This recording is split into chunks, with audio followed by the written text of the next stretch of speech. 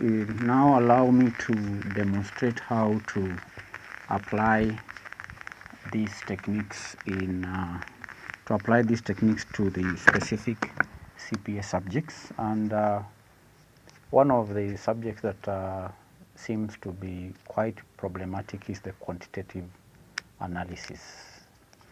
I have the paper that was done in May 2019 with me here, and I've gone through the paper.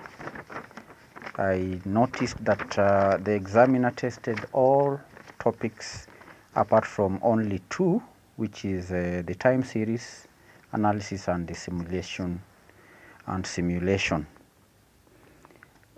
So I will demonstrate how to apply the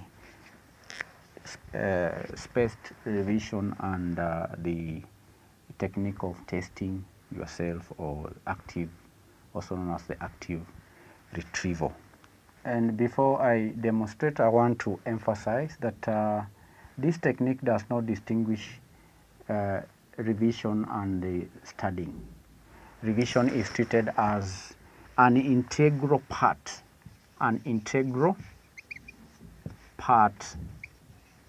in the learning process. Is an integral part of the learning process. Is part of the learning process. In fact, you cannot learn without revision. And this is the point. That is the point. You don't study, then you revise. No. This technique, experiments have shown that learning is effective. Effective learning, by definition, is learning that helps the learner to retain what is learned for a long period of time, which can be used to be applied. And in your case, you are training so that you can apply the skills that you are gaining now to solve problems in business.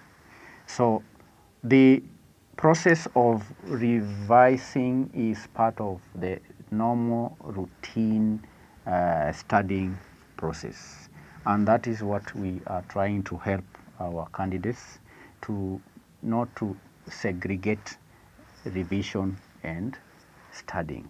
We are carrying out experiments on some students where there is no distinction of studying and revising. There is nothing such as block revision. Revision is spread throughout the learning sessions. That's what why we are calling it spaced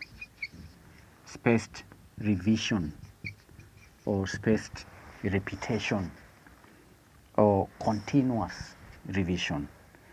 That's what we do at a manifested learning platform. They spread out throughout the learning process, and I've done several episodes to help students study using this technique. In this video, as I said earlier, my work is to help those who feel they are running short of time and they have not covered much, and those are people who now depression, anxiety is now creeping in, those who did not follow our advice. But still, even within the short time, the same concept applies.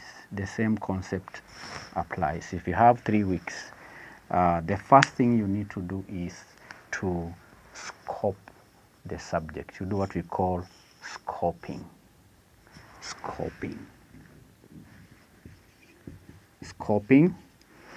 the subject. You need to understand the content by listing down the topics and the subtopics within that subject. That is what you do before you come up with a program on how you are going to study. And as I've said, I've done some work videos on that. In this lesson, or in this session, I want to focus on I want to demonstrate And we demonstrate using the quantitative analysis subject, which seems to be quite problematic to the CPA students.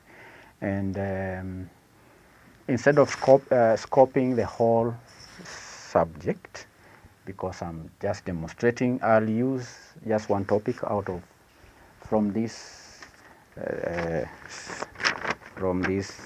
subject. I'll choose one topic and demonstrate how you can revise, which technique you can apply on the other topics. The paper I'm holding was examined in May 2019. This is quantitative analysis. And I've looked at it and I've noticed that the examiner tested all topics save just two. There are only two that were not tested. That is the simulation topic and the time series analysis.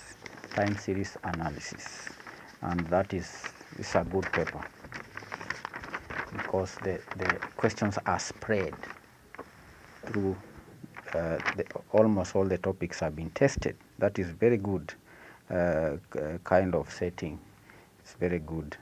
So now, how do you then revise for a paper like quantitative analysis in a period of 3 weeks, or 4 weeks, using the spaced repetition or spaced revision technique?